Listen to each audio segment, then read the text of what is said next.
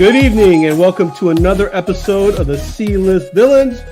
I'm your host, AJ. We've got a full house tonight. We've got everyone here. We got Eman, Red, Luke, and we got some special guests in the house. We've got Mr. Tony Fleecs himself and Tone Rodriguez. Hello, everyone. Hey, everybody. We're all hooded up except for the artist, so I guess you guys got a nice heater going on. Where you guys are at? We're I'm in the garage, man, so it's cold. And my girlfriend just walked in here and walked down and left the door open, so I'm like, it's cold in here, man. How's everyone doing tonight? Good. So Great. good. We're doing wonderful. Coming off of a Fad Expo weekend, it's pretty awesome. It's pretty awesome. So the cool thing is that Red and AJ and I, like, we've been friends since high school, but like Luke came into the podcast a few years ago, and just this weekend I met Luke literally for the first time, and it felt amazing. Yeah, Oh, wow. Was the whole gang was at Fan Expo? No, I was No, unfortunately, AJ couldn't make it. We're trying to get him up here. Look at Tony, so judgy.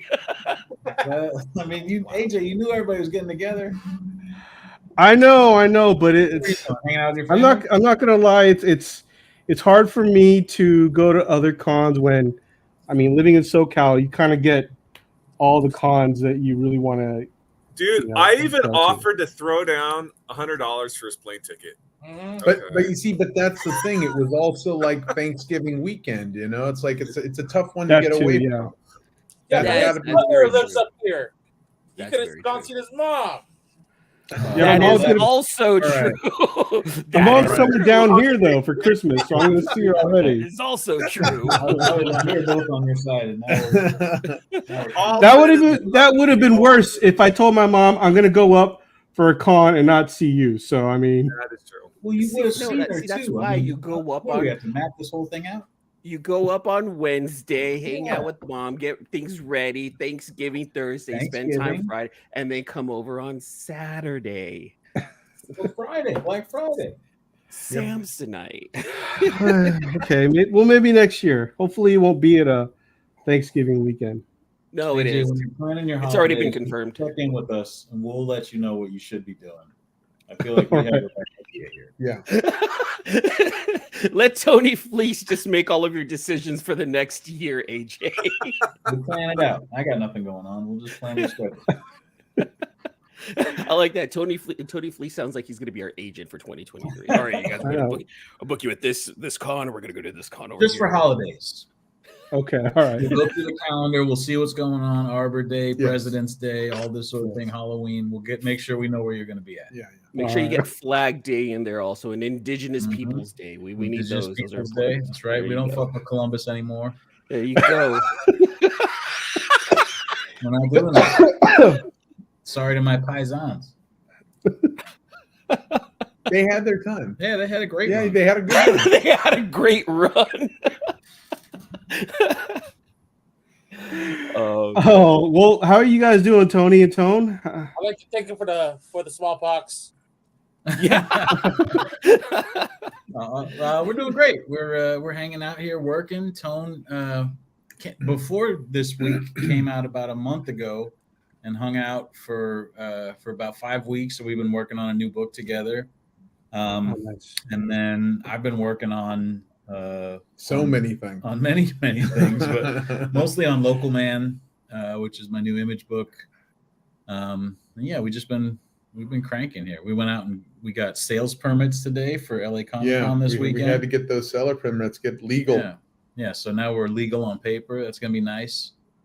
We're good. We're doing good. We're chilling. I wanted to know a little bit about that project. Let me add on to that. Do you have to be an LLC to get those sales permits? No, you could literally just be anybody and Oh, walk yeah. in off the street and get a seller's permit. Yeah. I'm a corporation, and do you have any sort of business? I'm letting my son deal with it. Oh yeah, Yeah, Aaron's handling all that. He's got a lawyer in the family. I have no idea. nice. I don't handle any of it. Anything comes past me, I just hand it off to my lawyer son and stepson. So Stepson lawyer. Stepson lawyer. Yeah. So we'll get it all figured out. Well, to piggyback off of what Eman said, can you guys give us any sort of you hear it first news on your guys' little comic, not little, but No. comic that you guys no? Okay, all right, thanks. I tried. It was the way you asked, AJ. That was just could you? It was it was how you asked. You know what? Let me put it this way. I was out here, like Tony said, for about a month, for about 5 weeks, a month ago, and they had a signing for Mark Silvestri at one of our friends' shops here in North Hollywood, and I went down because it's like I figured I'd go ahead and say hi, and I get the book and whatnot. And so, of course, I walk in and Mark sees me. He's like, "Hey, how you doing? It's good to see. What's going on?" And hey, I'm because he knows I'm not here anymore. He knows I live out, elsewhere. So he was like, "Oh, good to see you. Good to what are you up to?" I said, "Oh, I'm working with Tony on the next Stray Dogs thing." And he goes, "Oh, really? Like, what's it about?" And he says, I turned to him. I said, I don't think I can tell you." And he just looked at me. He gave me like this glare, like, what? And I said, "Yeah, I don't know what I'm allowed to say." And I didn't tell him anything. And I walked away, and Elena, who is like the office person, came over to me and says, "Mark's a little miffed that you won't tell him about the book." And she said, "No, he was one of the owners." And I was like, "I don't know what I'm supposed to talk about or how I'm supposed to talk about it." So now that I'm here, I'll get the lowdown. So next time I see Mark, I'll be able to tell him. You did the right thing. That's what we call on this show the NDA phase. You're not allowed to talk about it. So you just give them a look. Just Omerta. I can't say and he was kidding about being miffed, but it was just the idea that he was like, "Man, it's like maybe I can keep a secret." For future reference, you're allowed to tell any image founder literally anything about me. Any secret shit you can tell Rob Liefeld or Todd McFarlane or Silvestri or Jim Lee. Let's note. Or Wills. We're counting Wills. I'll count Wills. I'm down with that. But Capadonna of the Image Gang. Keep in mind he just said that. Yeah. Because I know a few things. Did you just call Wills the Capadonna of the Image Gang? Yeah, that makes sense. Why does that make sense to me? We're gonna try and make that a thing. Wu-Tang, yeah, he is. He really he's the missing member. Then he wasn't around at the very, very beginning. Apparently, to the outsiders, they were like, he only showed up in like 95. But apparently he had just been there the whole time. He had shit going on. Yeah. Wills was not locked up, to be very clear. Yeah. Can you at least give us some news of when it might be dropping from one of our guests? We're going to try and get like 5 or 6 of them at least drawn, if not all the way colored, before we start soliciting or even like planning for it, because it's going to be a longer thing than Stray Dogs was. But it's the same team from Stray Dogs. It's another horror animal thing. So that's about it. That's as much as we're saying right now. But I mean, if you think about it for literally a second, you'll be like, "Oh, it's probably this," and that's what it is. Are we gonna get Imogene back? Imogene? God damn it! How do we pronounce that again? We say Imogene. Imogene, right? Okay, all right. Imogene coming through. Well, we don't. Yeah, we're not definitely saying who's going to be back. NDA phase. They're not going to tell us anything, you guys. You can try to ask as many questions as you want in the chat. I don't think Tony and Tone are going to break today, but ask away and see. Let's see what we can get out of them. Break them down. Yeah, we're happy though to talk about this shit right here. Yes. Yes, please up do Local Man. Yeah. So what's going on with Local Man? Give us all the ins and outs. When is it being released? Yada yada. Comes out in February. It's in previews right now. You can see like a 4-page preview of it up on previews. Or if you're like a comic store that I know, we sent out like full-on ashcan editions of it to comic shops. So there's like 300 shops out there that should have like a copy of it or been able to read it already. But it's an image book by me and Tim Seeley, and we're both writing it and we're both drawing it. And it's a story about a guy who basically used to be like an Image Comics 90s superhero. Like for the sake of the pitch, let's say he was in like Brigade or like Codename Strike Force. Right. And I'm looking at a picture right now. Yeah. And it's now, years later, and he gets fired and sent home, and he's not allowed to use his superpowers or his super name anymore. And he sort of loses everything, and he has to move in with his parents in the small town where he came from. So it's sort of like, and then crimes start popping off in the small town. So he's like, should I do something about this, or am I just nobody now? And so it's about this guy who had been like a sort of extreme, like over the top superhero, now sort of having to be a small town like detective or like the do-gooder. Mm-hmm. And so half of it is like a 90s Image comic, and then half of it's like a more down-to-earth, grounded, realistic style. We like when we originally came up with the concept, it was like it's half Image, it's half 90s Image, half 90s Vertigo. And it's not so much 90s Vertigo because it's not like as British or or like inky as that. There's no magic so far. But it is sort of like that. It's like putting two flavors together that we both really dig. And Seeley, like a lot of people only know him as a writer, but he has been an artist his whole career, and he like drew Wildcats back in the day. So this is sort of like very fulfilling for me to get him to draw again. Like anybody that used to be an artist and now just writes, I always want to see them draw stuff more. So it's fulfilling for me just to see him draw stuff and to see him draw cool, like sort of like explosive superhero stuff like this is fun too. And a heads up, I've seen a bunch of it, and people are not going to expect what Tony's doing. Tony's killing it. It is not his usual work. It's amazing.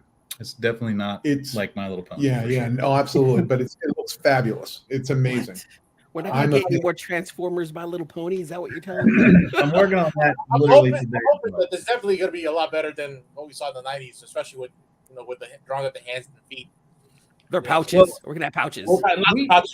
We love that shit. And so it's sort of like us trying to show other people what we think is cool about it. But like the stuff I'm doing is sort of like a more like a photoraphy, realistic, like Tim Bradstreet kind of looking type stuff. Yeah, it's cool.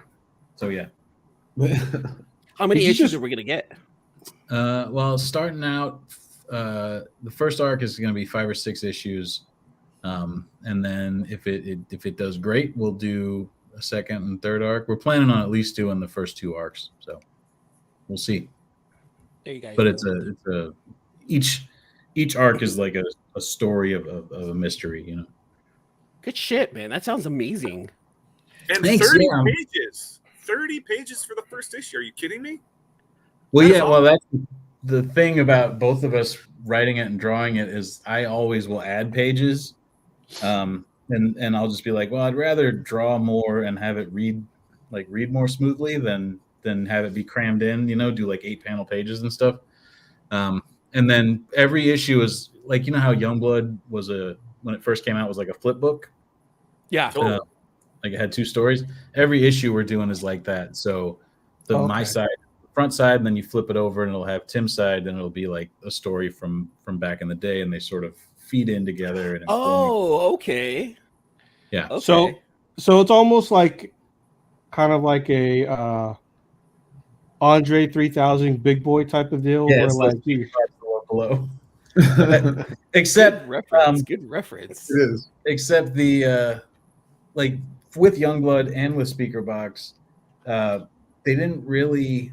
I mean, Speakerbox Love Below sort of fit together pretty well, but you could do either of those albums just as a solo album that didn't have to it didn't inform.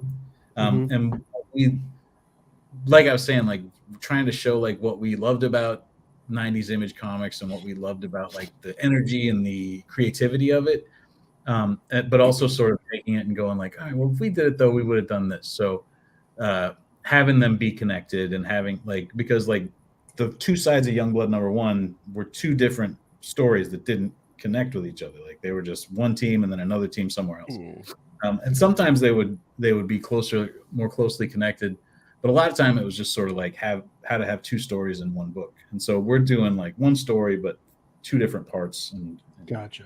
Yeah. like a little more closely tied together. Okay. All right. And I think Red, you had a list of questions you wanted to ask, right?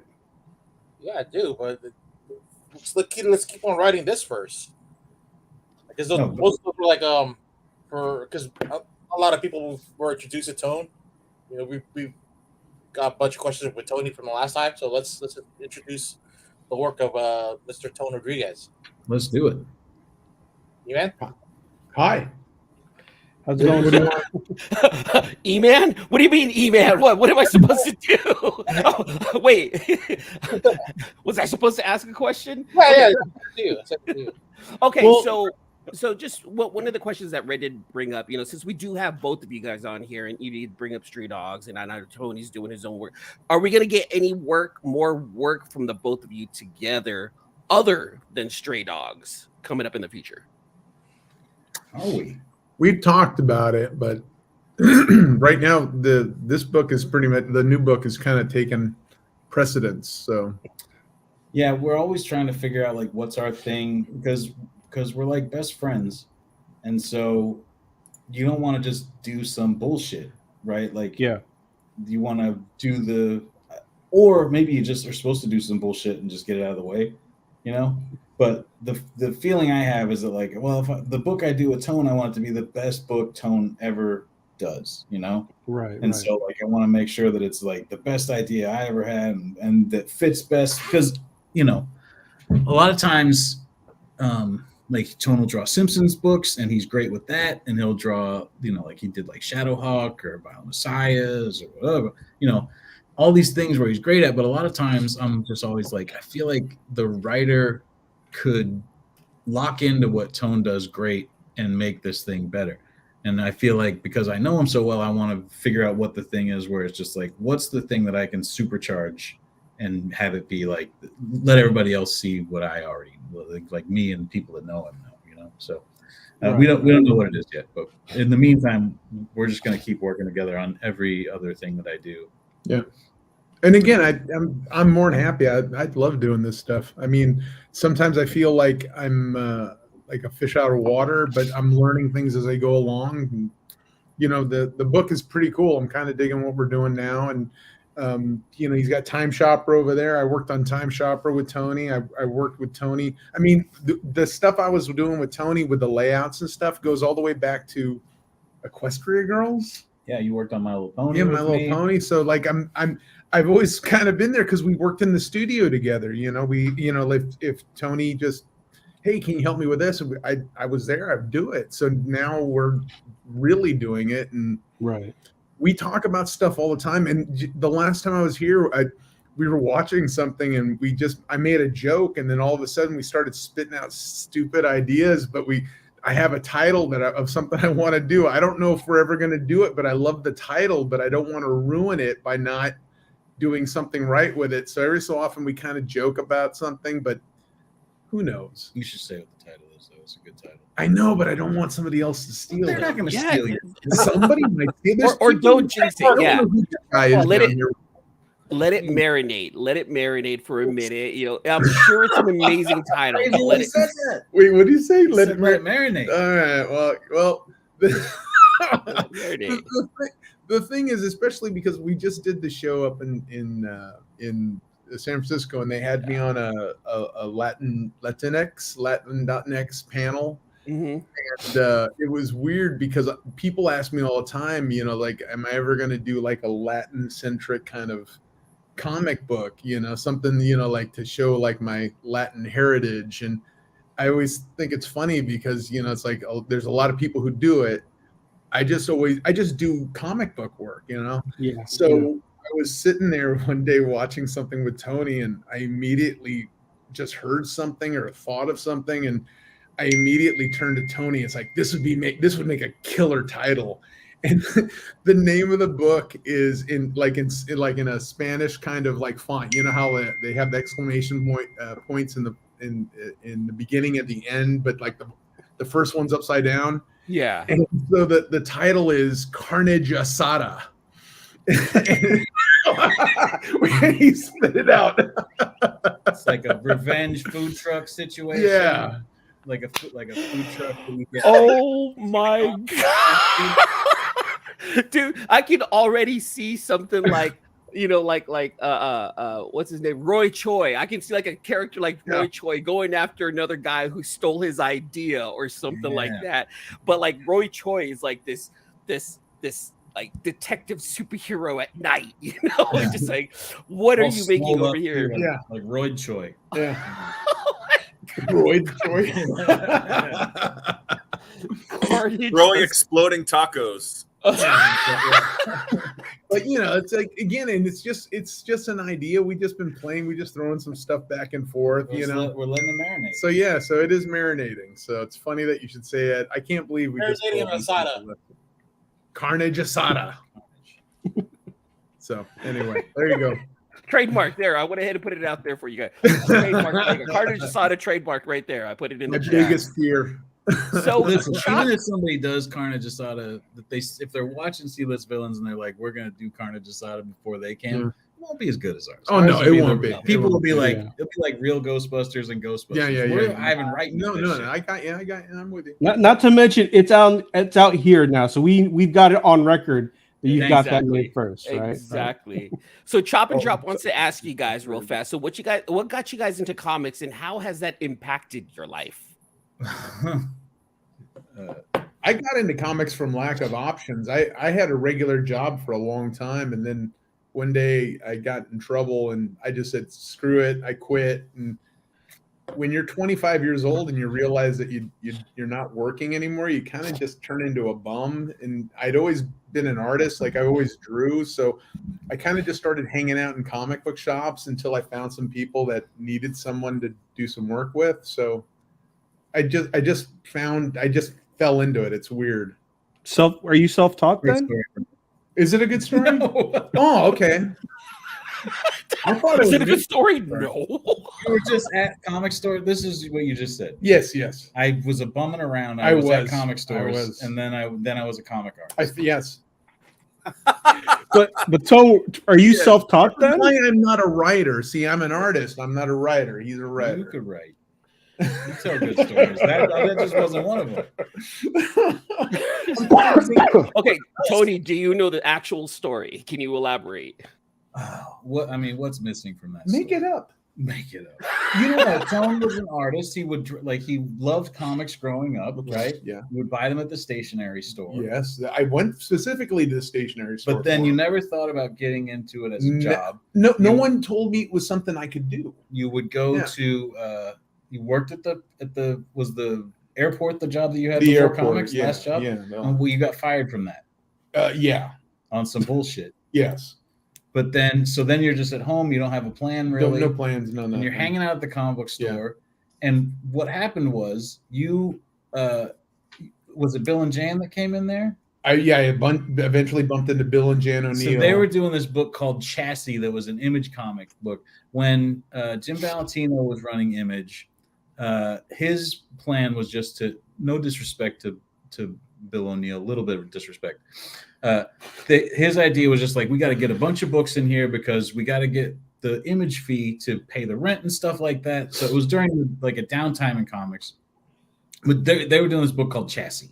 And Bill was drawing it. Bill was drawing it. And he had sort of like this Batman animated style, kind of, like sort of Matt Wagner, but like a bootleg Matt Wagner. Yeah. Sort of poor man's Matt Wagner. And Tone met them and he said, "Hey, could I do a pinup for your book?" And when he did the pinup for it, it was 1,000 times better than anything that was in the book because Tone's, a great artist, but he, wasn't confident or didn't know if he was any good. And then they didn't print it right away, right? Yeah, but basically they were doing Violent Messiahs, but they only put out the one issue is what it is. But you did Chassis too. No, right? I know, but it was the Violent Messiahs pinup. So I did the pinup, yeah. And so then I would see them at the comic book shop, and every time I'd see him, I'd be like, "Hey man, so where's that pinup? Violent Messiahs?" And that's when they said, "Well, we're going to focus on Chassis." Mm. And I said, "Well, why aren't you going to do Violent Messiahs?" And it was because Bill could only do one book at a time. Yeah. and there was no way he could do two, so they decided to put all their eggs in the chassis basket.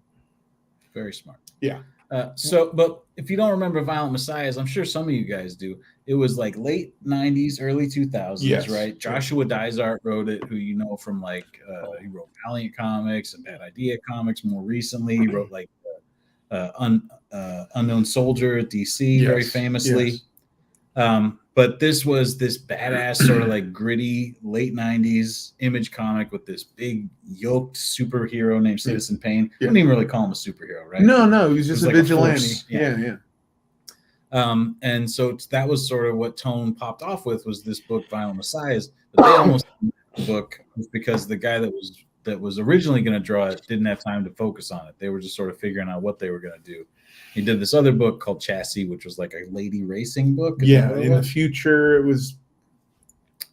But so Tone wanted to get his pinup printed so bad that he was just like, "Look, why don't you just let me draw the book then? If you're not going to draw it, and pretty then much we'll put that out." Pretty much, right? That's pretty much That's it. And so then from there, he ended up drawing the book comic book Violent Messiahs. Then Snake that Plissken, led into Snake Plissken, a little bit of Conan, yada yada yada, straight Simpsons, up. all And Tone, are you self-taught then?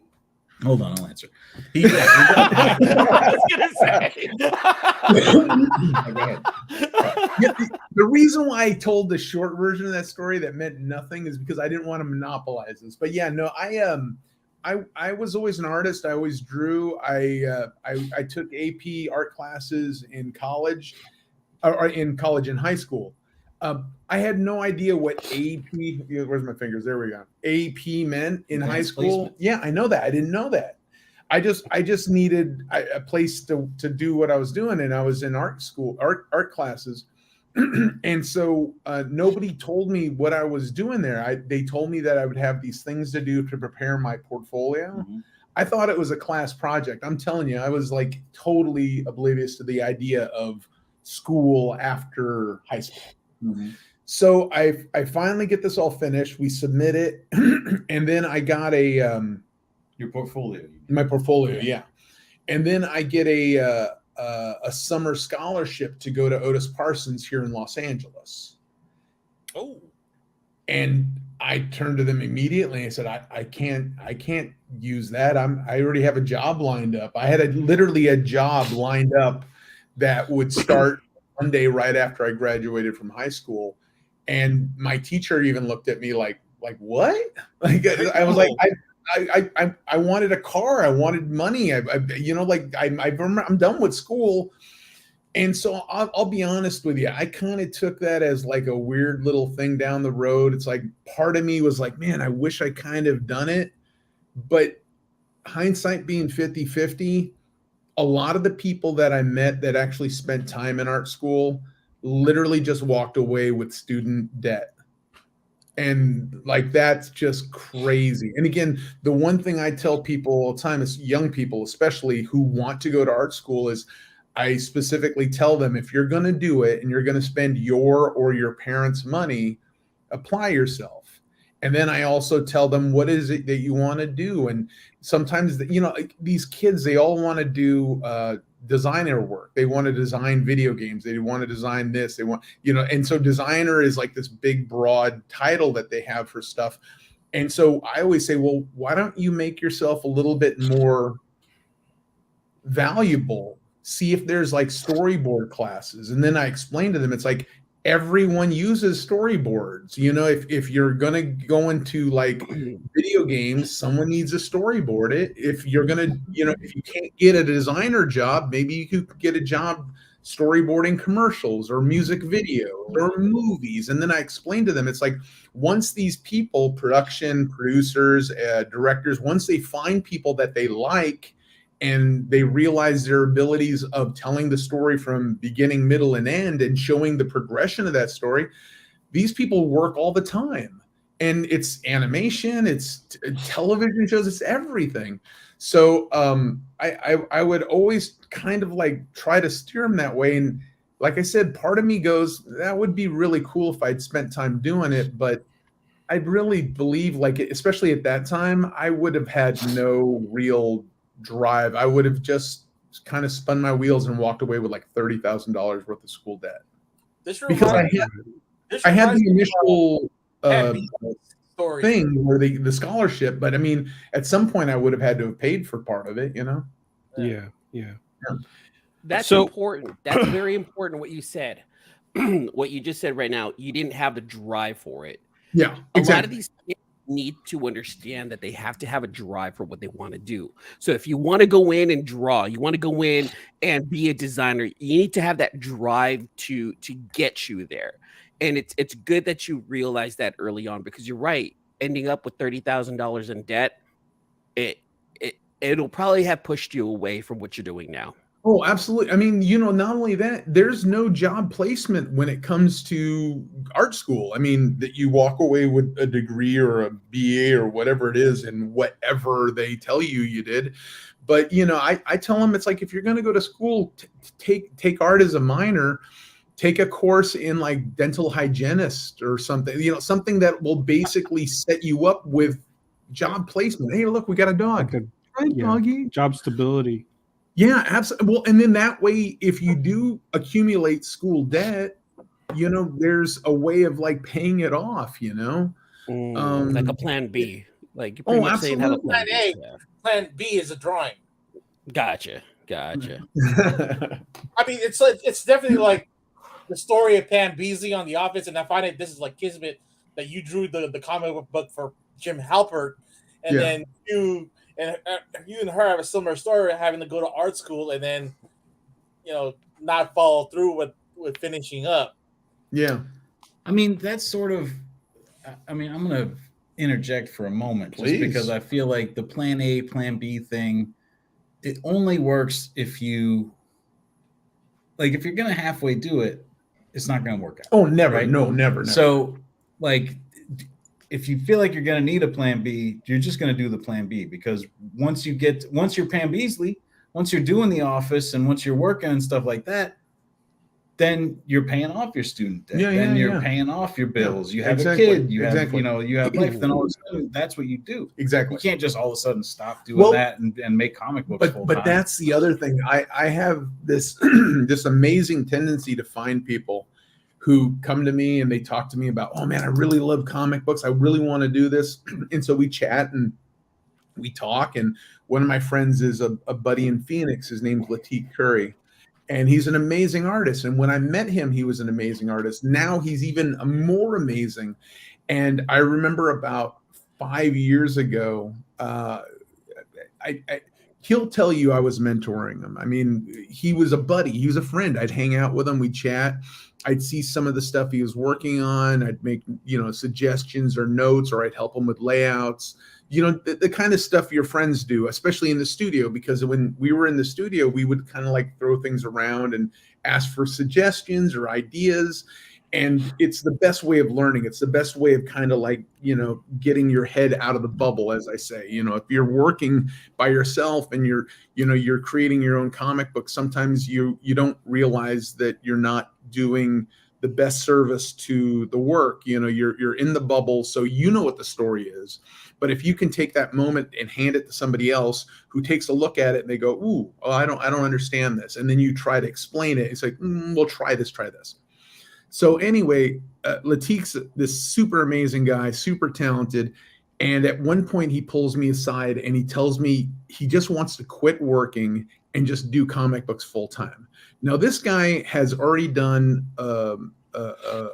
service in the Army. You know, he was like a medic during Desert Storm.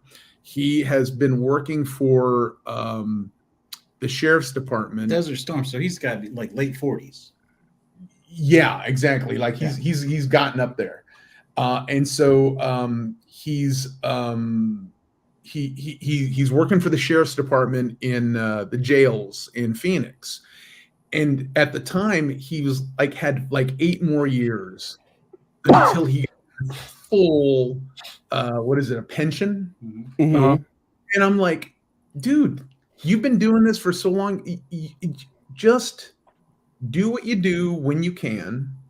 Finish your 8 years here. And like I said, this is 5 years ago, so he's got like 3 years left. Yeah. And then once you're done and you got that pension and you can and then just do comic books. Well, he's capable of doing comic books now. He's super talented, super really good. But in 3 more years, he's going to be able to just walk away from that job with his full pension and then do comic books, but still get paid from, the pension. Yeah.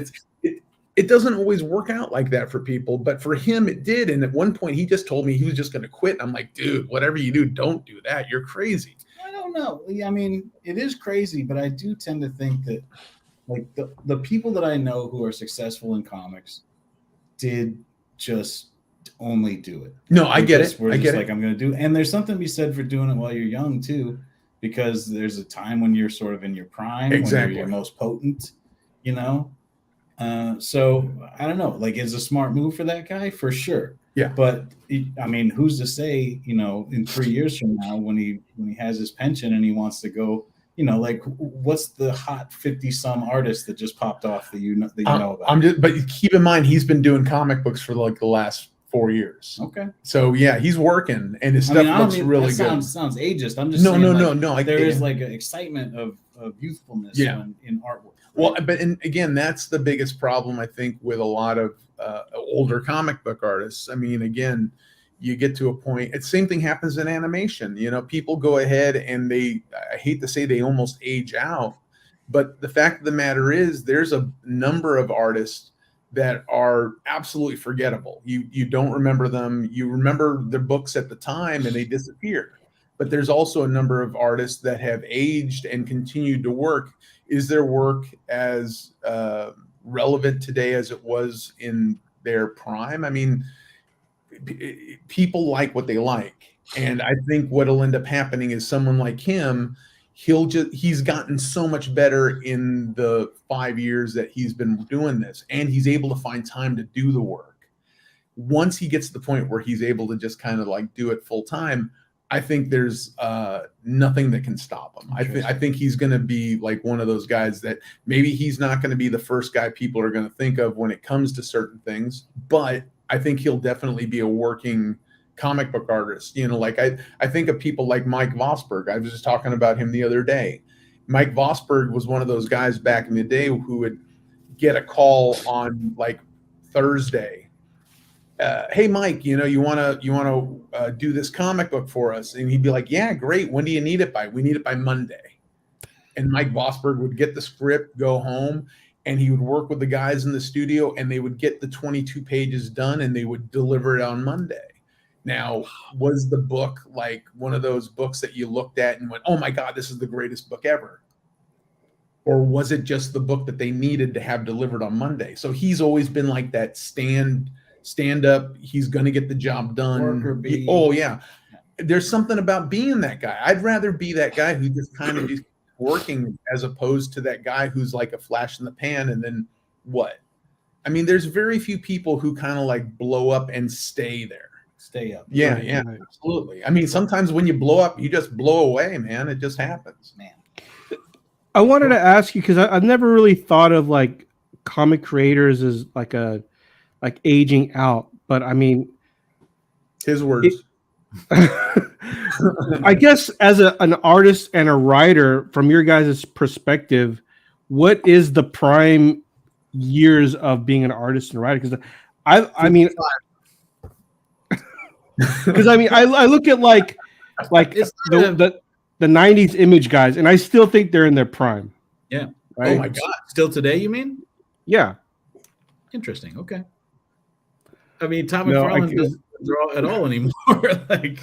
But when they do draw, like, it's still there, right? Okay. Like Jim Lee still draws, and I still think it is. No, I mean, Larson still kicks ass. I think he's only gotten better and better. I like Rob Liefeld's like early 90s stuff. I feel like that's when he was at his peak. Pouches. I think Todd McFarlane, I think Spawn is his best shit ever. Those issues of Spawn that he did. Bagley still kicks ass. Silvestri just came out with some stuff, right? And that Batman that Silvestri did is great. But is it as good as his Force. X-Men stuff? Is it as good as Inferno? Like, I like Dan Green Silvestri, but I also like sketchy, like I like the dirty stuff. like 90s, like Witchblade. Yeah. Well, I mean, he didn't do a whole lot of The Witchblade, Darkness. but I know what you're talking Yeah, about. like You like that's the X-Men covers? out that Yeah. the claws and The shapes, the armor, or whatever you want to call it, man. Yeah. That stuff is cool. yeah, I like that stuff a lot too. I think he's he's incredible, of course. But yeah, you can't really say like, is there an age where an artist will be at their prime? But you definitely, years later, you can look back and say like, well, that's the greatest period of that guy's. It's Right. it's it, right. it could vary, right? It Yeah. could definitely But I vary. mean, and everyone's different because Frank Miller's still working, and I still love The Dark Knight. To me, The Dark Knight's still like the best thing That's the top ever. one That's for for you? me. But it doesn't mean I don't like Elektra, the Born Again, or what was it Mhm. called? Lives Again. lives again. I mean, and then when you see when Sin City first started, I mean, that was like amazing to look at it. But I just love comic books. I just love it all. It's like this is the thing. I used to be a huge John Byrne fan, and so like with John Byrne, with Terry Austin was just it. That's all I wanted to see. But because I was such a big John Byrne fan, I just started seeking out everything he did. And so then I'd find these books where Klaus Janson was inking them. And all of a sudden I was like, oh, I don't like this. But because I was a huge John Byrne fan, it stayed with the collection. Then I found other people who had inked them, Joe Rubenstein, who had inked them on Captain America. Any number of guys. There's so many inkers back in the day. I mean, Dave Hunt was inking them on like Marvel Tales. And the thing is, I realized what was happening is all those different people brought something different to the project. And then what ended up happening is once I realized, oh wait, this is this Klaus Janson stuff that I didn't really like originally. I saw him on Frank Miller's Daredevil book. I immediately was like, oh wow, it's like this is really cool. And then over time, I started like getting older to the point where I could get like I smartened up, right? Like to use like a wrestling term, I went ahead and I started finding like Frank Miller's pencils or his layouts online. And then I realized a lot of the stuff that I liked about Frank Miller's Daredevil wasn't actually Frank Miller. It was Klaus Janson. So then all of a sudden in my head, like stock of Klaus Janson's work and his ability just went through the roof. And it wasn't to diminish anything Frank Miller was doing. I just realized that as a project, as a thing, as a, whatever you want to call it, the book, the thing, there are so many different levels on whether or not there's things you like about it. Because like even like books that I love, Batman, if I ended up picking up a Batman issue and it was drawn by Neil Adams, who, his work I love, but like it was like a heavy Bruce Wayne episode or a comic book, I'd immediately get upset because I don't want to read Batman for Bruce Wayne. I want to see Batman. Wasn't that the whole problem with like I think Batman Odyssey? Great. That was That's not what we're talking about. No. AJ. No. Yeah, they're talking about some older stuff. Again, that's funny that should even come up because the thing is, the one thing I wanted Neil Adams to do the entire time he wasn't drawing Batman was to draw Batman, and then he started drawing Batman. I was like, I don't want to see this anymore. Yeah. Which it wasn't trying to be shitty about it. It's just I just love that old stuff. People tell me all the time, like, what's your favorite book? Like, what are you reading nowadays? It's like I don't read anything. I love a lot of books. I see him. Tony's amazing in the studio. He's always picking up stuff and he'll like put it in front of me and I'll look at it and say, holy shit, what the fuck is this? I don't even know the names of it. I just look at them. But all my favorite books are like 30 years old and makes it sound like I'm like some sort of crazy like hermit and I don't look at books. I look at them all the time. I just don't read any of them. But that's part of what I'm saying. Like we're talking about people in their prime. Yeah. The time when they're most engaged, the time when they're most energetic, the time when they have the most energy. It's right. kids before they have too much responsibility. Mm-hmm. Like it's right after, like you get in, you get good.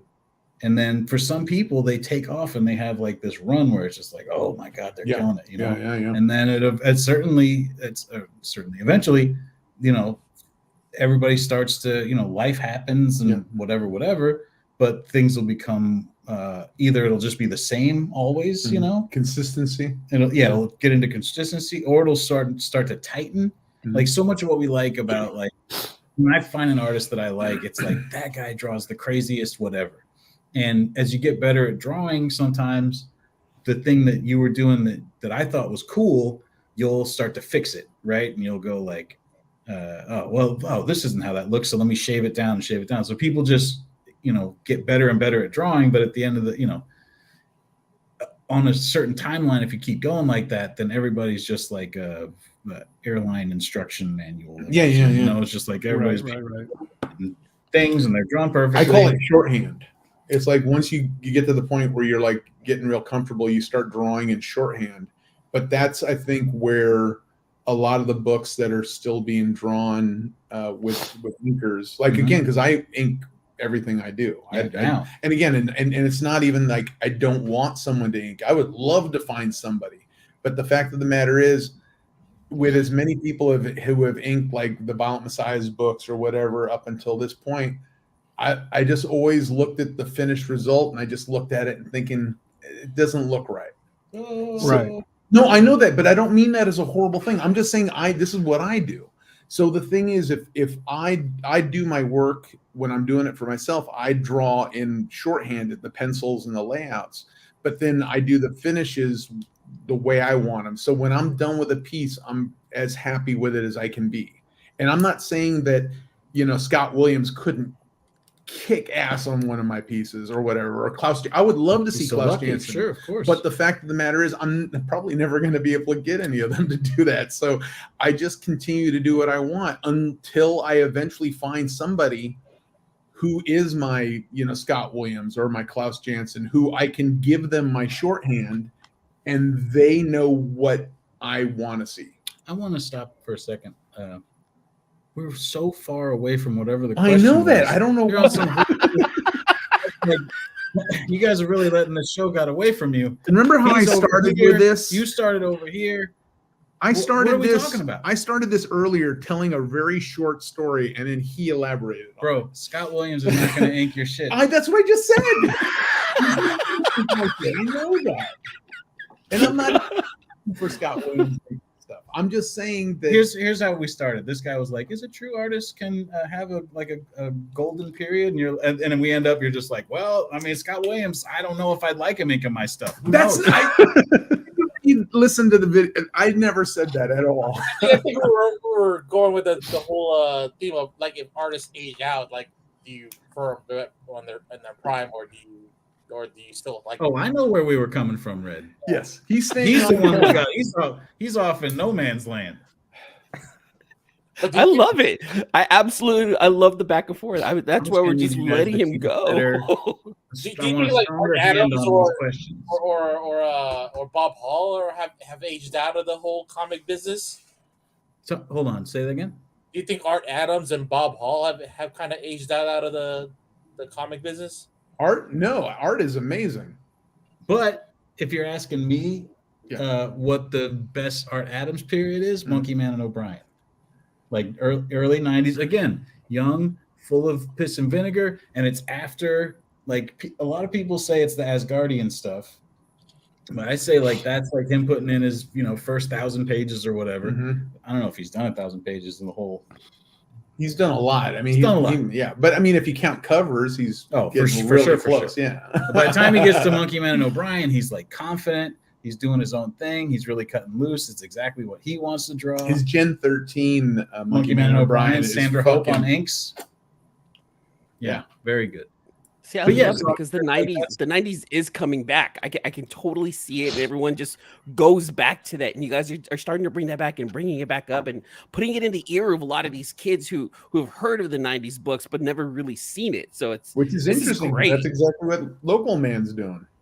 Oh, for sure. Yeah, totally. We're trying to bring we're spotlighting artists that we really dig on a lot of these new covers that'll be coming out in the next few months, where we got like people who are heroes of ours but also friends of ours who were like 90s guys that aren't the ones that it's not like Jim Lee and Rob Liefeld and stuff, but it's guys where you're just like, oh shit, this person is dope too, and they were doing it back then. I want to know, like, what I'm most excited about with this book, aside from like the part where we're making it and like making a cool thing, is the idea of being able to talk to people at shows or talk to people online and just be like, oh, if you like this, you should check out, fucking Newman from Extreme Studios, or like, you should look up Monkey Man and O'Brien, or you should. I have Newman too. I'm glad that you brought that love up. a Newman. I have Newman. I was talking. So,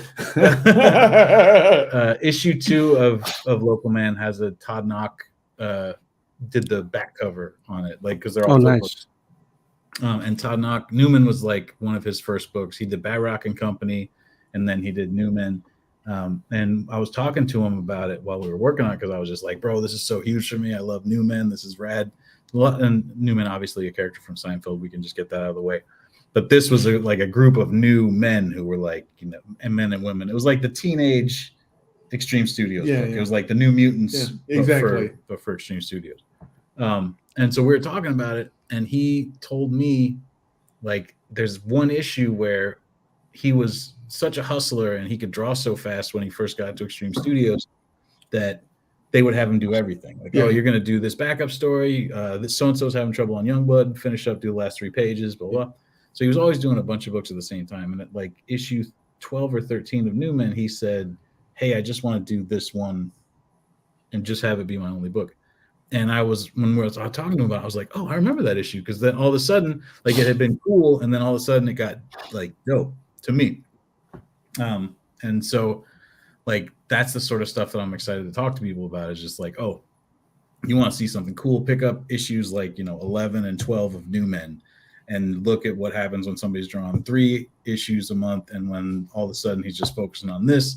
And that's a guy where he was like, I don't think that's his best stuff ever. But it's like, the stuff that you can like. See exciting. Yeah. You can see youthful exuberance in it. You see the power of it. You see the fun. You see the stuff that draws your eye to it. Yeah. Or like Gen 13, when that came out, I knew I liked that. Issues 1 and 2 I thought were dope, but then issues like 3, 4, and 5, it starts to get they rad. got so amazing. And then come to find out that issues 1 and 2 were laid out by Jim Lee. And then issue 3, J. Scott Campbell does it all by himself. Well, I mean, he still has inks, but like issue 3 is where he's like, okay, I think I got it. Let me try it. Exactly. And then all of a sudden it's Jim Lee, who's in like year, say like 10 of his career at that point. And then somebody who's in year 1 of their career, and watching like that sort of like energy and crackle and what happens. Right. So that's the type of stuff that I love about.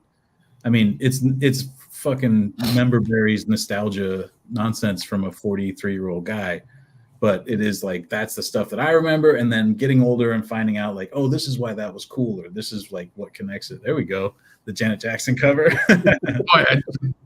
Still the creepiest cover to me, because Fairchild's supposed to be like 17. Oh yeah. Well, no, she's in college. Oh, but she was in high school. No. She was walking through college. Remember, in the very first page of the first issue. Yeah, but that's not fair. Roommate. That's not Fairchild on the cover, though. Isn't that the other girl? Oh, it's not. Is that Roxy? I think that's Fairchild. No, that's Roxy. It's Fairchild. Because that's grunge. That's grunge holding her boobs. Hold on, go full screen. I'm telling you, it's the great. Go full screen. This is the only cover of that book I own, and I bought it because of that cover. I know who it is. Listen to you. It's grunge holding her. That is Jason Pearson, though, right? It is Jason Pearson. It's not her hair, because she has two-tone hair. That is obviously. It's gray. I know what you're saying. It's Roxy. Yeah, I don't think so. That's Roxy. Okay, this is a. Why would it says right there, Caitlin Fairchild? Oh, it does say that. Yeah, I don't think. You said you haven't read a book in 30 years. I don't think Jason Pearson ever read a book. I don't think he knows what happens in the pages of Gen 13. Enough of this. I love it. Like that just makes the show go so good. I just no disrespect Jason Pearson. I don't want that heat from that guy. That guy he comes out hard. Oh no, there's no middle with that cat. sure he reads many books. Dead. I haven't seen any modern covers like that at all. I mean, not like this explicit. I mean, Not these. Well, actually, there's we do stuff still a now. few. They drew Batman's dick just like 2 years ago. What do you? I mean, Yeah, what that's do you true, want from yeah. us? Yeah, but we don't see the dick on the cover. Oh, that's what you want. That's the next. That's what he wants to see. We're trying to get to. Yeah. That's the next jam piece I'm gonna do is a bunch of dicks. Why, Red? Oh, Why? my God. Why? Like super dicks. It's like a Hulk one, and then like a little Ant-Man one, and I think yeah, that's work right there. Yeah. that one where you see a utility belt. don't I'll be a encourage- model. Okay, I'll volunteer to be a model. But you stunt Man, you cock. just got taken out. Yeah, what? Who took him out? Nope. Sorry. I don't know. I think I he didn't just take him out. dropped off. No, he'll Like come Jack back. Nicholson with Batman. He just pushes it off to the side. Done. Oh my back, god, no. He'll come back. I'm sure he just lost internet connection. There he What is. Yeah, I got kicked out. Who kicked me out? Who kicked me out? No more talk like that. Dude. Come on, we're trying to run a clean show. I half expected a utility belt and just a dick on that screen. Just hanging. just one dick. Just We wouldn't be on YouTube any longer. Yeah. Also, already, I don't think we're getting monetized. Is that what they call it? yeah. No, we're not. We're not monetized. Well, if we were, we're not now. You know how many foods are shaped like dicks? Best The kind. Oh, good the ones. best foods. The best kind. Yeah. Wow. Oh my god. I wanted to ask you guys a bit of a serious question here because I've seen it on Facebook. There's a lot of talk about and we even had John Boy talk about it, the AI art, and We were just talking about this yesterday. Oh yeah, lunch. At lunch. I know Well, nothing about it other than what they told me. I mean, yeah, but neither of us are like that's not the kind of stuff that either of us do in any way. You know, like Because you have the way mad that skills. well, no, but like the I'm way trying that to I pay you a draw. compliment. Thank you. You're The welcome. way that I draw and the way that you draw, the AI thing is not like.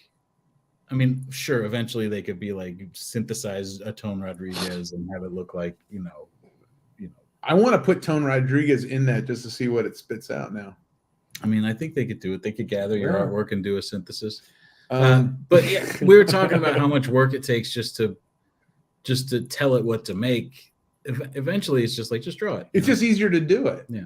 You know, So, like, yeah. you know, the idea that somebody now is going to say that they did a cover, like, it's one of the reasons why people can't get work doing it, because it's like you can't.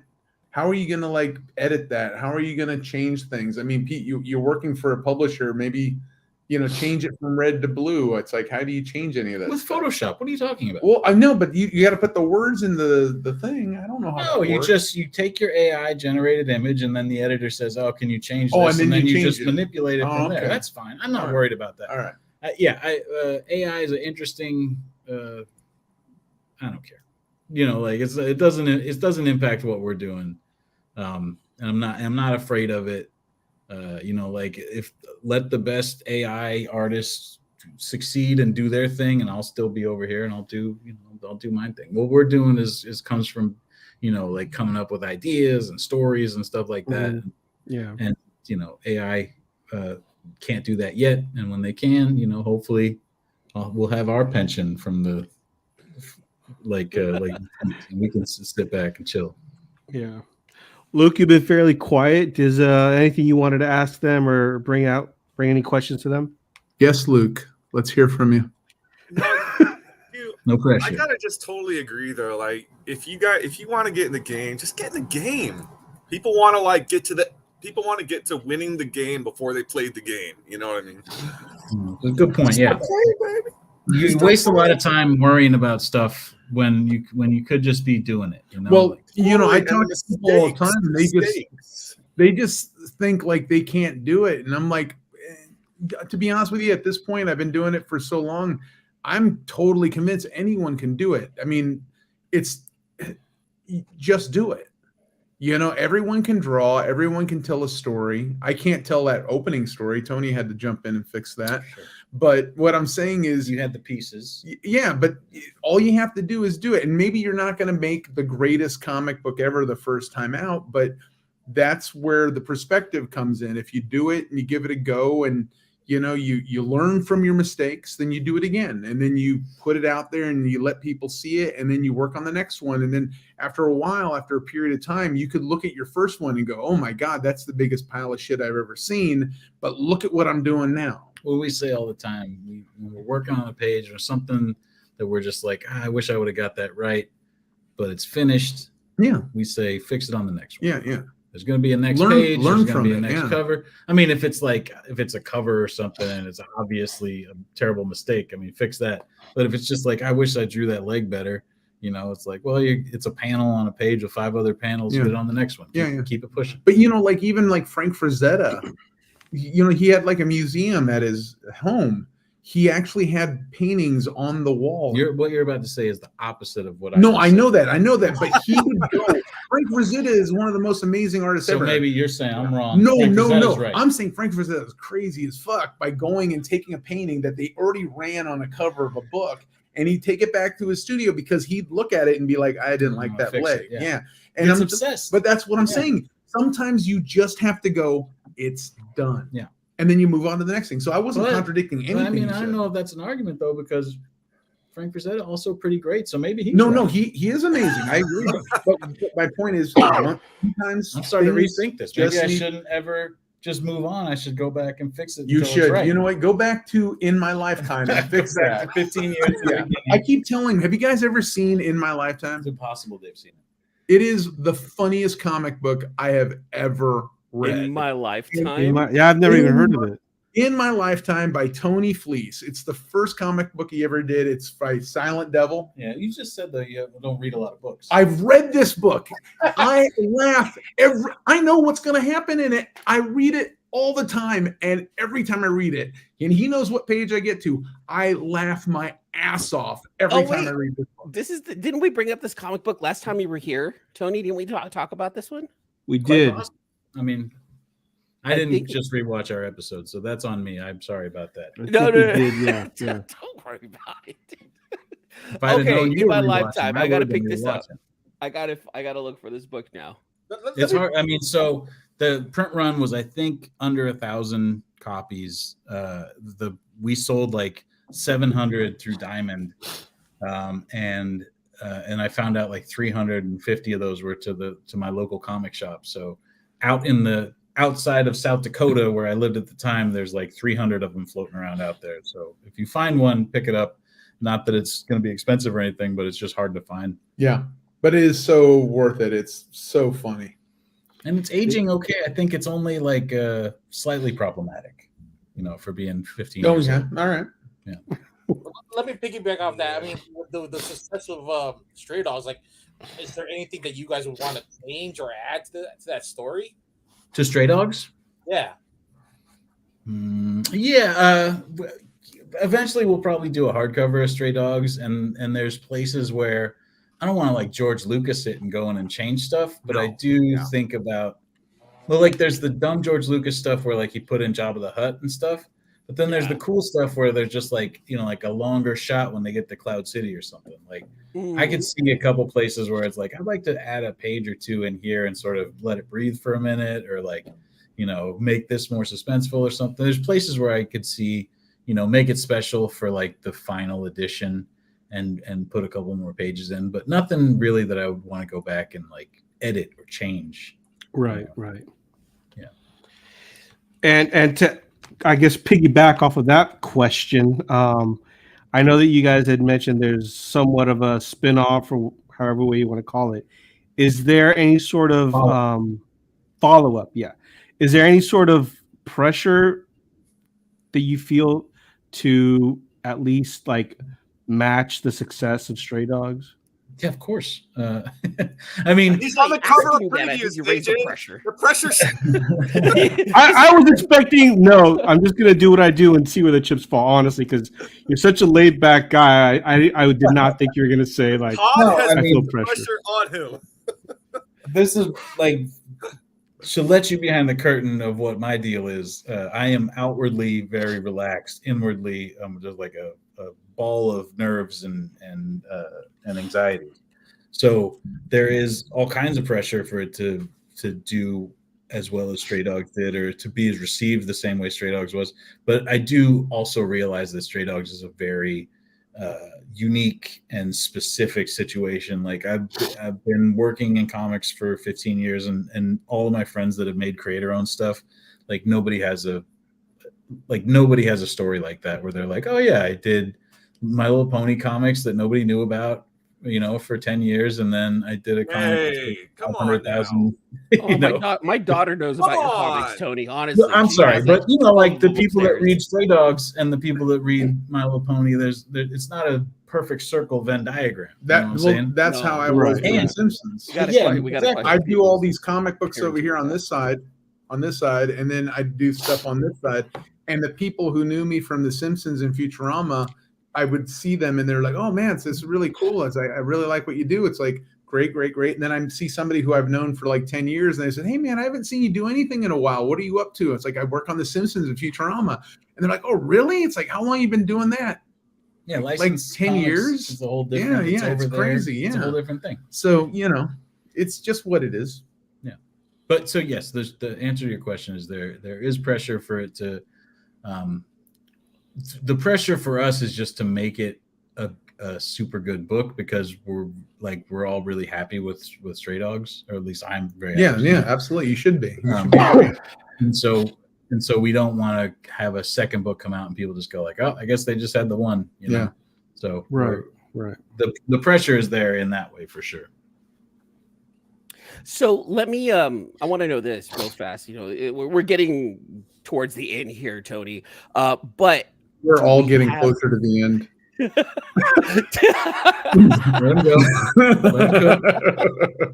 Do we have an update on the animated Stray Dogs? Stray Dogs? NDA face. No, we don't have an update right now on the animated Stray Dogs. It's out there. It's the part of optioning it, and that part of it is I'm involved with it when we're doing the deal, and then it just sort of goes away, and then now it's not in my hands right now. So soon it may become in my hands again, and we'll make it go away somewhere else, and then it'll be out of my hands again. So. Now, we were talking about this at Fan Expo. Is when people sell options, is there different options for you guys? Like, hey, if this doesn't get produced in like 2 years, it reverts back to me, or do you have control over that? Yeah, that's how. Yeah, there's no. I mean, there might be an indefinite option, but basically that's a purchase. An option is it's actually exactly what you're saying. They say we're buying the rights to develop this for this much time, and then once that time is out, then that reverts back to you, and then the only thing that they would like we own the book no matter what, but the rights that they would have had to produce the thing expire unless they want to pay money again. And then the thing that they own is whatever they produced. So if they're working on, in our case, Paramount optioned it and they developed a screenplay, if they let the option run out, then they still own the screenplay. And so we have to either pay them for that or write a different screenplay or whatever. So, but we, it reverts back at the end of it at a certain amount of time. And then. But do you negotiate? Is that part of the negotiations? Like 1 year, 5 years, 10 years? Yeah. It's a part of the, for this much money, you get this much time. And then if they develop it and then they decide they want to make the thing, then they come back and they do what's called a purchase, which I hate to talk like this is such douchey Hollywood bullshit, but they will buy the thing. They optioned it. That's like they're paying hold this here. We're going to put this on hold. And then if they decide they want to make it, then they come back and they go, okay, well, we got to buy it because we're going to do it now. So then they come back and they make that payment. And that's the big one, 10 times more than what they paid for the option. So that, that's what you're looking for. We have not had that happen yet. Look at Paramount. They took them 31 years to make Top Gun the sequel. And they sat on that property for a while.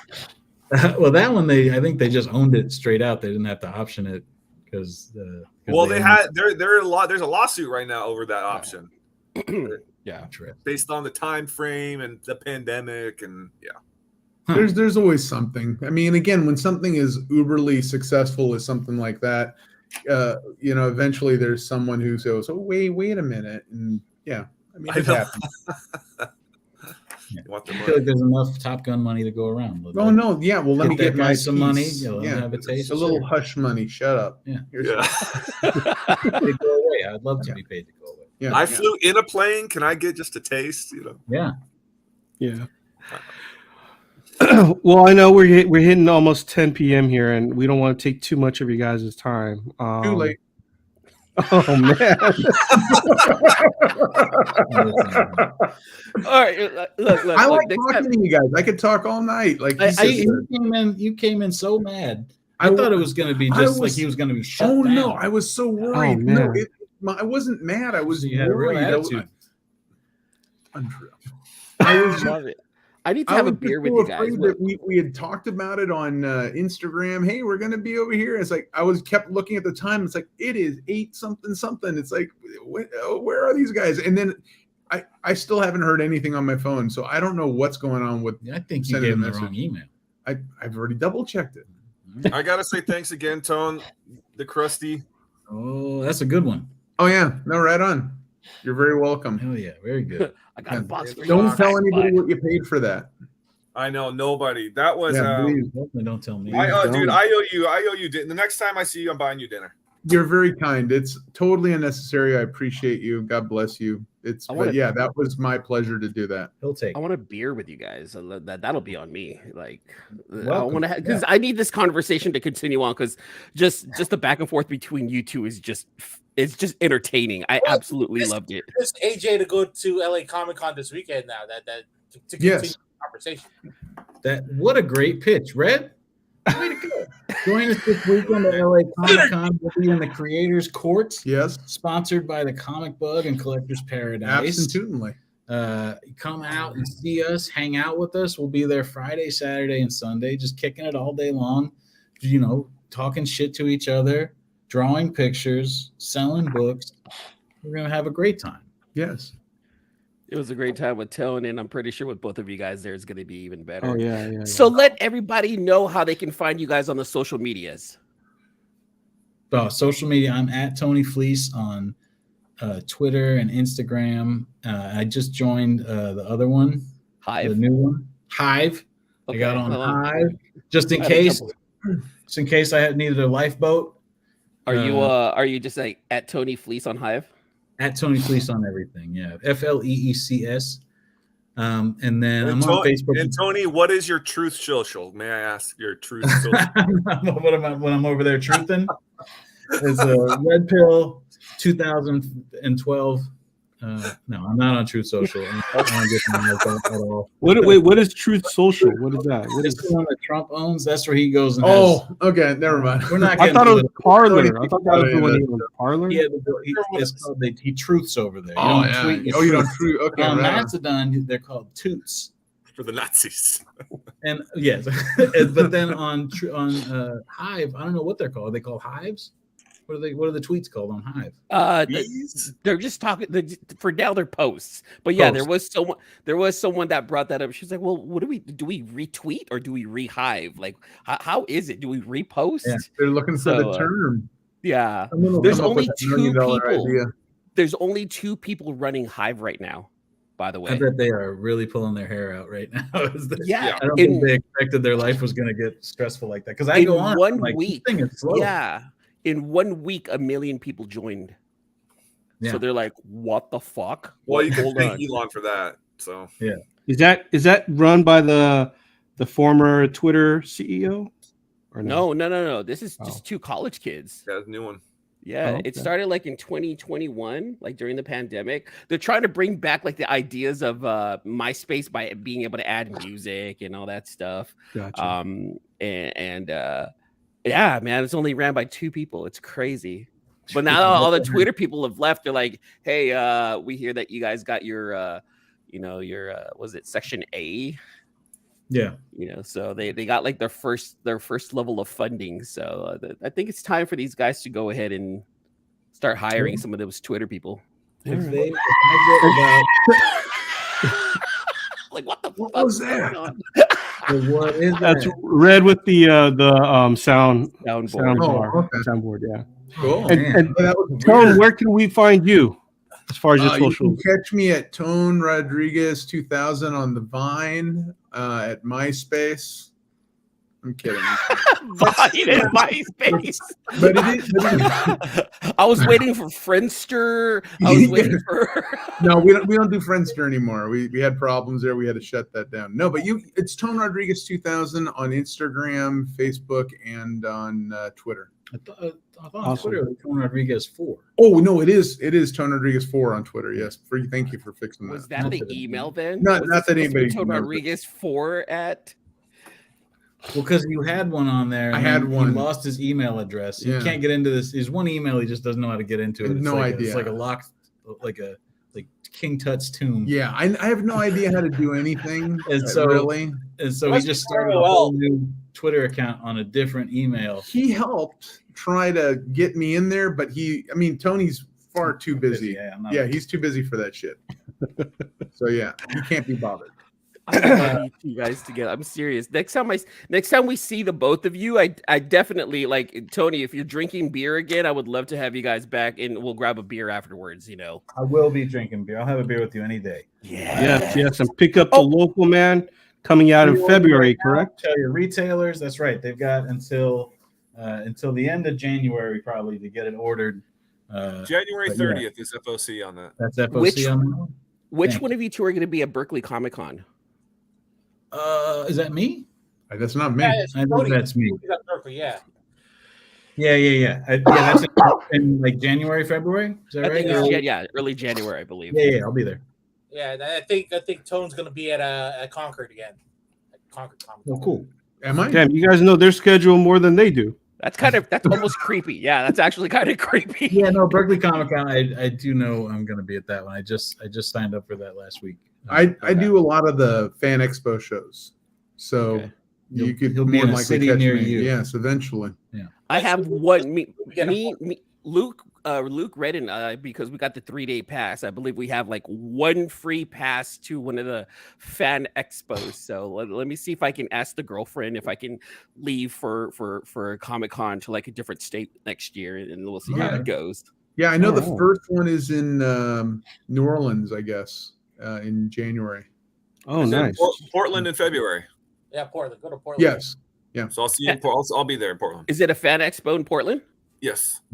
Yeah, I don't know February? if we're going to be doing that one. I know there might be a conflict with on them, but for the majority of them, I think we're doing most of the fan expos. So Dude, Portland Nice. would be the best one, so that way we can.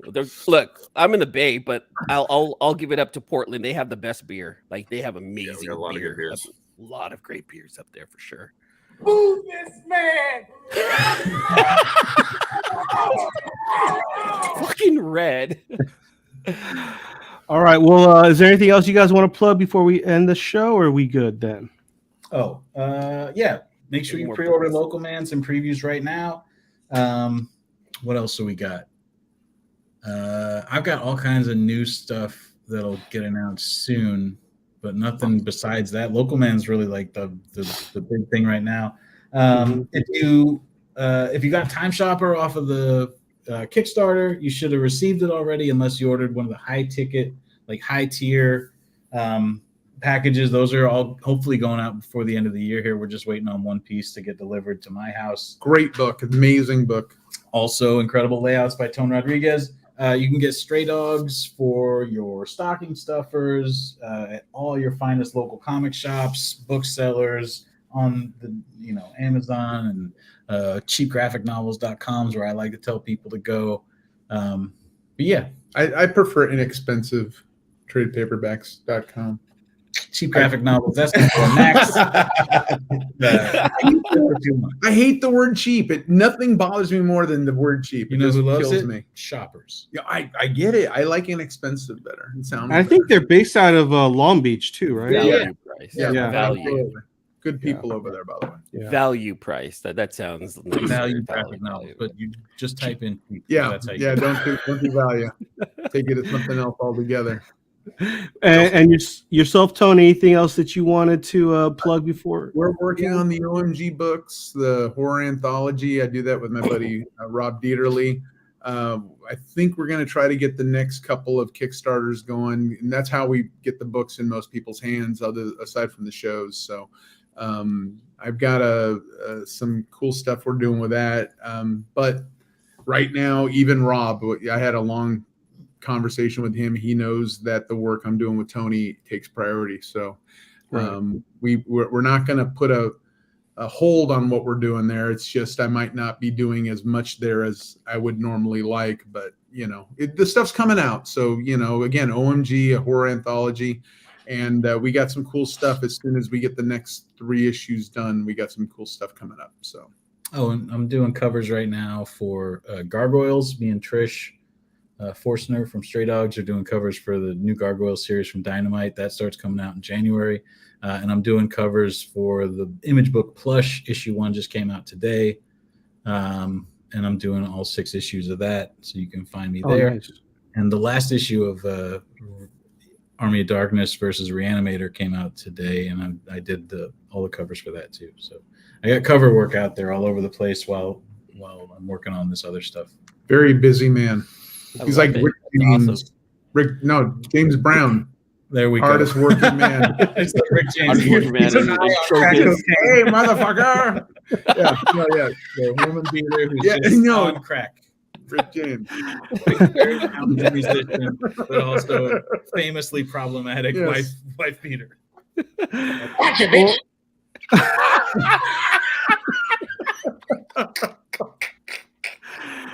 Well, thank you guys for coming on to the show. I know that you guys got on late, and Thank you so much. it was a Thank real you for having us. fun Oh, time. no, And absolutely. I was just so worried that there was going to be a problem. Tony's making it sound like I was horrible, but no, not at all. He was usually. I feel like the hair on the back of your neck should have been standing up for all the fire that you were sending my way. I don't want to So disappoint mad. anyone. I do not want to It's just disappoint like, where's anyone. this link? Why don't they send it to me? Why won't they write me back? It's going to be funny. Watch it be something where like my wife didn't pay the phone bill or something. Or it's just going to her email. Yeah, She's yeah, just like, yeah. I keep getting a C list. What is this? What the hell? She's in the waiting room. Why? Are you bringing April in right now? Is she there? Why does he have Goddamn to- C-list. She doesn't sound like that at all, but yeah, it'll just be that thing. But yeah, no idea. Oh, look what we got here. Look what fine Hey, hot that's girls. not her. Hey. What? That's, And on that note, yeah, all right. Let's and I think we're done now. Interesting. Tom's wife's email is info.sexfine. Yeah, that's totally the wrong A one. lot of people. Yeah. Yeah, that's silly. Well, thank you guys for coming on, and for all our guests, please stay tuned next week for our next episode. Peace out, everyone. Deuces. Be You well. guys- Bye. Thanks again for listening to another episode of the Sealess Villains Podcast, your cultivators of the comic culture. Make sure you follow us on Facebook and email us at sealessvillains@gmail.com. You can also leave us a voicemail or text us at 209-975-7597. Be sure to join Luke Week's Facebook group, Rare Keys and First Appearance Comics. And you can follow us on our 2 Instagram accounts, Sealess Villains and Sealess Villains Podcast. Lastly, follow the villains on their separate IG accounts, at Luke Weeks, at C-List Villainous Red, at C-List Eman, and I am at AJ the Comic Collector. Thanks for listening, and we'll see you all next episode.